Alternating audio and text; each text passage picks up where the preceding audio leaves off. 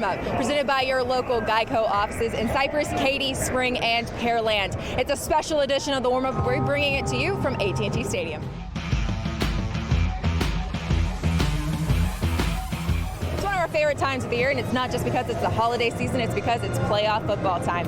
Not just in the high school ranks, but in college as well. And one of the best games of the year is the Rose Bowl, with an even bigger event being the Rose Bowl Parade, where you'll be seeing a Houston area band. On a near-perfect December day, the Pride of Pearland Marching Band prepares to ring in the new year at one of the most picturesque events on the calendar, the Tournament of Roses Parade in Pasadena, California. It is a special opportunity to be able to do something like be selected to perform in the Rose Parade. We're very grateful that the committee selected us, and we're just proud to be able to go and showcase our students' talent to the world. I've been watching, the Rose Parade for many years now, and to be able to be a part of that is amazing. I can't even put into words how excited I am. I mean, it's just the thought is mind-boggling. I don't even think it's fully set in yet, and the trip is next month. It's a dream come true for this band with more than 300 members. The Pride of Pearland is just one of 19 bands to perform during this year's Rose Bowl Parade, and the only band from Texas selected to march in this prestigious New Year's Day tradition. This is an out-of-this-world opportunity. We've been working so hard up to this point, and I'm really proud of the band. The caliber of bands, for us to be among those is really an honor. So rare is this opportunity that few members thought it possible, even when looking through the most rose-colored glasses. When we first tried out, I was like, this is nothing. We're not gonna get in. This is like too many bands. But then we got in. Just to be one of a few bands in the world to be selected for this parade, it's absolutely amazing. I could never have imagined it would ever happen. While this group is accustomed to playing in front of thousands of fans on Friday night, it will now perform in front of hundreds of thousands of spectators, with millions more watching at home on national TV.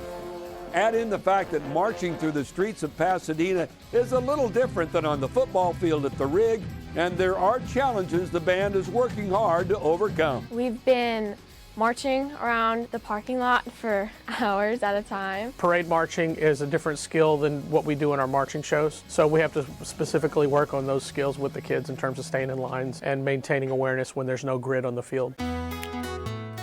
Make no mistake, though, this isn't just an all-work and no-play trip to Pasadena. The Pearland Band will have plenty of time to soak in the sights of sunny Southern California. A lot of our kids have never been to California before, and so it'll be a first opportunity to do that, and they're really, really, really excited about it. They're letting us go and do all these fun things while we're there, because like Rose Bowl's amazing, but like going to Disneyland and stuff, that's pretty fun too. Performing in the Tournament of Roses Parade is a much-deserved and well-earned opportunity, and it's one the Pride of Pearland doesn't take lightly. It's the once-in-a-lifetime opportunity. I don't know if I'll ever really be able to experience something like this again. It might be one of the best moments of my life. Knowing that work that myself and my peers put in has led to this monumental event is just, I can't express how incredibly grateful I am. You can watch the Pearland Band January 1st at 10 a.m. in the Rose Bowl Parade. Houston has had some really good games throughout the season, and two came from two perennial powers in Katy and North Shore. A month ago, we started for this right here. Hey, hey, hey. What are we? We fired up. What are we? We fired up. Katy and North Shore are ready to shine under the bright lights of a national TV audience to kick off the 2019 season. Your defending state champion, North Shore. North Shore strikes first in this highly anticipated tilt. In the first, Mustangs quarterback Demetrius Davis tosses it out to John Gentry, and Gentry slips his way out of not one but two tackles, and he's gone. He races 81 yards down the far sideline, all the way to the house, and North Shore takes a 7-0 lead. Katy looks to answer in the second. Bronson McClellan lofts one up into the end zone for Jordan Patrick, and lucky number 13 hauls it in for the Tigers' touchdown. We're all tied up at 7 apiece. North Shore responds on the ground. Highly touted recruit Zach Evans takes a handoff right up the gut. He waltzes into the end zone with a 25-yard touchdown run, and the Mustangs go back in front, 14-7. Now, more Mustangs. Davis handles the high snap, scrambles, and then finds a wide-open Charles King. King lunges for the goal line and dives into the end zone for a 30-yard touchdown pass play. North Shore leads 21-7 at halftime. Katy is not going away quietly, though. Ron Hoff takes the pitch here, goes 8 yards to pay dirt for a Katy touchdown. Hoff rushes for 206 yards on the night, and the Tigers are back within 7, down 21-14. Things really start to get interesting on the ensuing kickoff. The Mustangs can't handle the kick, and there's DQ Dawson sliding in for the Tigers' recovery that leads to a Katy field goal.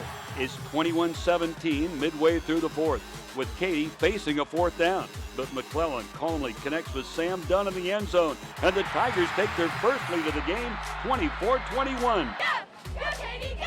Then, with Katy looking to run the clock out, McClellan goes to the air and hits Patrick, who breaks free and turns it into a huge game that ices the contest for Katy.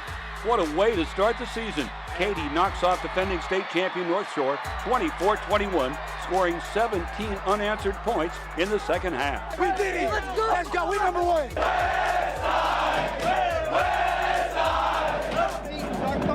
It's the rematch we've waited all year for. Katy and North Shore in front of an electric crowd at NRG Stadium. North Shore opens the scoring as Zach Evans scampers in from 5 yards out. It's 7-0 Mustangs. Katy answers almost immediately. Quarterback Bronson McClellan rolls to his right, sees a wide-open Steven Stiles downfield. It doesn't get much easier than that. Stiles goes 72 yards for the Tigers, and that ties it up at 7 apiece. North Shore then marches right back down the field, and Evans slips out of a tackle for his second score of the game. Mustangs up 14-7. But on the ensuing kickoff, Brian Massey fields the kick at his own 14, sees a crease, and he's gone. He takes it 86 yards to the house, and just like that, it's tied up again at 14-14. In the second, Demetrius Davis pump fakes for North Shore, decides to take off running, and that's a great decision. He races down the sideline, puts on a move, and just does get to the pylon for a 40-yard touchdown run. Mustangs go back on top, 21-14.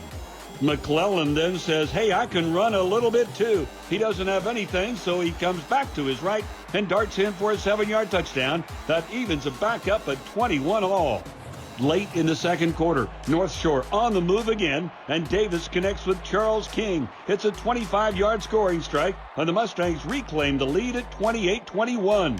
The Mustangs then get it back with less than a minute remaining in the first half, and Davis airs it out deep for Ismail Fuller. What a throw! Beautiful pass for a 48-yard touchdown, and North Shore takes a 35-21 halftime lead.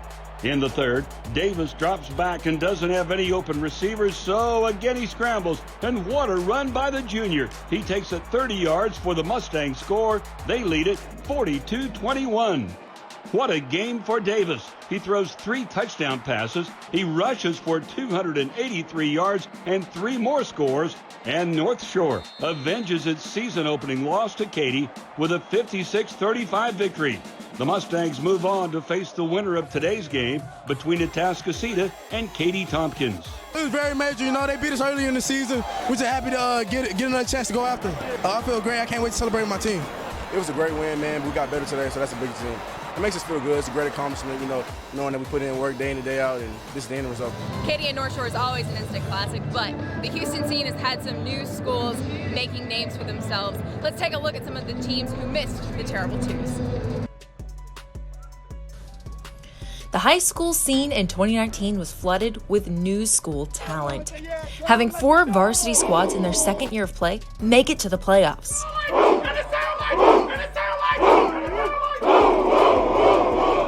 The Bridgeland Bears went 8-3 in their sophomore season under head coach David Raffield. They won big games against some Houston powers, Langham Creek, Cy Ranch, and Cy Springs. They made it to the first round of the playoffs where they were knocked out by Austin Vandergrift, but a fantastic season.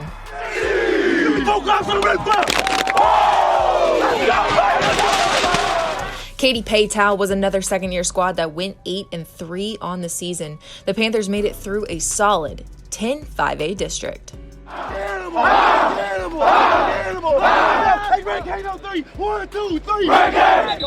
Klein Kane Hurricanes were the new surprise on the scene. making it through a tough 15-6A district with some of the biggest powers of the Houston area. Their marquee wins of the season were wins over the Woodlands, Klein Forest, and Klein Oak.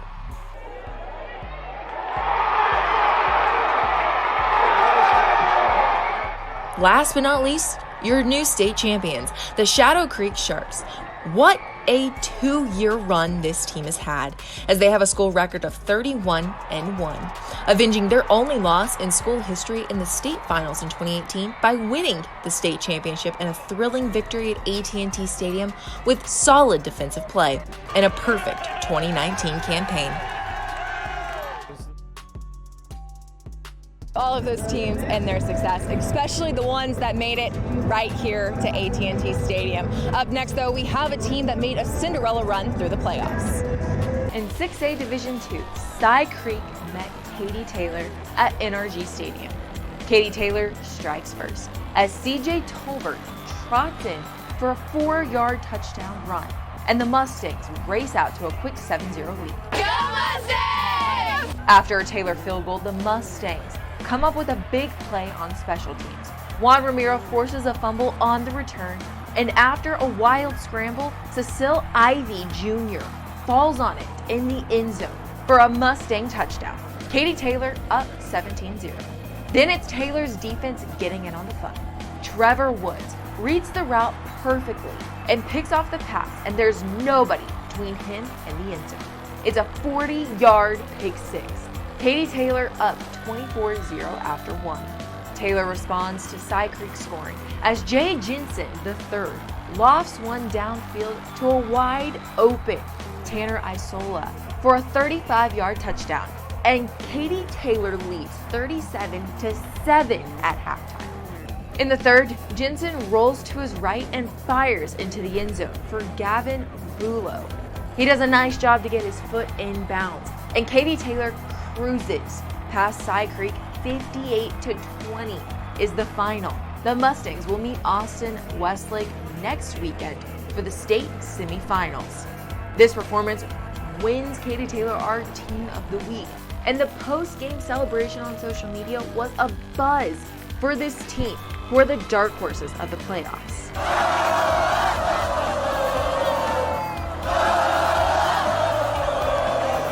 So was the locker room celebration for the team.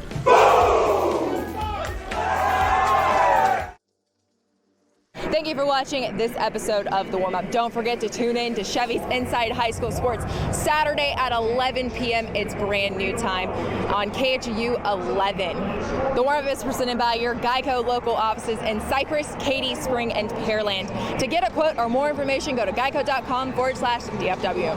I'm Ashley Bullington, and thank you so much for watching. For all of us here at Inside High School Sports and Game Day Productions, Happy New Year.